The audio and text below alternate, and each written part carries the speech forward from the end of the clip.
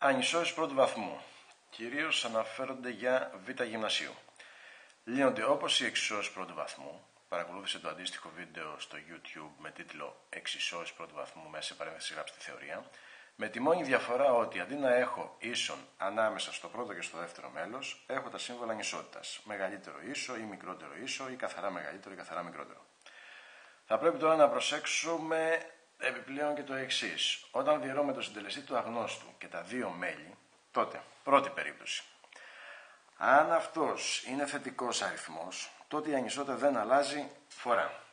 Π.χ. δώστε λίγο προσοχή στα επόμενα παραδειγματάκια που ακολουθούν. Πείτε ότι μετά από πράξη και τα λοιπά έχω φτάσει στο σημείο 2 επί χ καθαρά μεγαλύτερο του 4. Λοιπόν, εδώ ο συντελεστής του αγνώστου είναι το 2, το οποίο είναι θετικός αριθμός.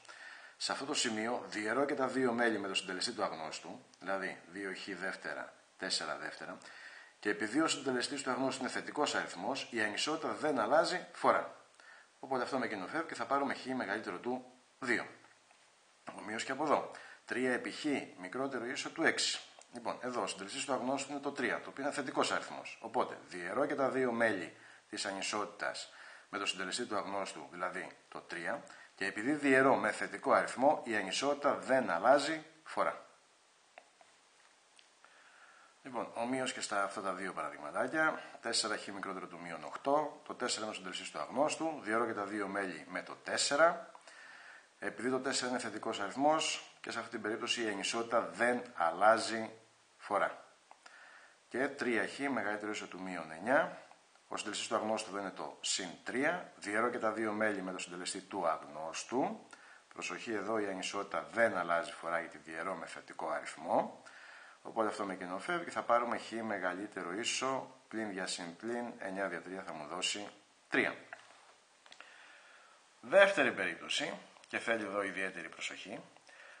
Αν όμως ο συντελεστής του αγνώστου είναι αρνητικός αριθμός, η ανισότητα θα πρέπει να αλλάξει φορά. Προσέξτε εδώ πέρα γιατί πολλοί μαθητές το ξεχνάνε αυτό και φεύγουν σε λάθη. Για να δούμε. Έχω μείον 2 επί χ μεγαλύτερο του 4. Λοιπόν, εδώ ο συντελεστής του αγνώστου είναι το μείον 2. Προσοχή, εδώ το μείον 2 είναι αρνητικός αριθμός. Οπότε από τη στιγμή που διαιρώ και τα δύο μέλη της ανισότητας με αρνητικό αριθμό, προσέξτε τι γίνεται, η ανισότητα αλλάζει φορά. Δηλαδή εκεί που είχα μεγαλύτερο έγινε μικρότερο. Αυτό με κοινοφεύγει, χ μικρότερο συν δια πλην πλην 4 δια 2 θα μου δώσει 2. Ομοίως και από εδώ. Μείον 3χ μεγαλύτερο ίσο του μείον 4. Ποιος είναι ο συντελεστής του αγνώστου? Το μείον 3. Διαιρώ και τα δύο μέλη με το συντελεστή του αγνώστου που είναι το μείον 3. Οπότε για προσέχτε, εκεί που είχα μεγαλύτερο ίσο, άλλαξε τη φορά και έγινε μικρότερο ίσο. Αυτό με κοινοφεύγει, χ μικρότερο ίσο πλην δια πλην συν 4 τρίτα. Μείον 4χ μικρότερο του 8. Ο συντελεστής του αγνώστου είναι ποιος? Το μείον 4. Αρνητικός αριθμός. Επομένως, από τη στιγμή που θα διαιρέσω για τα δύο μέλη της ανισότητας με αρνητικό αριθμό, η ανισότητα θα αλλάξει φορά. Πράγματι, εκεί που είχα μικρότερο έγινε μεγαλύτερο. Αυτό με κοινοφεύγει, χ μεγαλύτερο συν δια πλην 8 δια 4 2. Μείον χ μικρότερο ίσο του μείον 3. Λοιπόν, το μείον χ σημαίνει ότι έχουμε συντελεστή το μείον 1. Έτσι μπορώ να το γράψω μείον 1 επί χ. Άρα, διαιρώ και τα δύο μέλη με το συντελεστή του αγνώστου που είναι το μείον 1.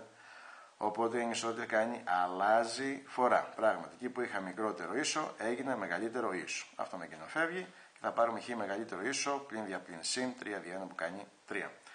Άρα, προσοχή σε αυτή την περίπτωση, όταν διαιρούμε και τα δύο μέλη της ανισότητας με το συντελεστή του αγνώστου και είναι αρνητικός αριθμός, η ανισότητα πρέπει να αλλάξει φορά. Προσέχτε λιγάκι και τα εξής. Πείτε ότι λύνω μία ανισότητα και βγάζω για λύση χ μεγαλύτερο του 1.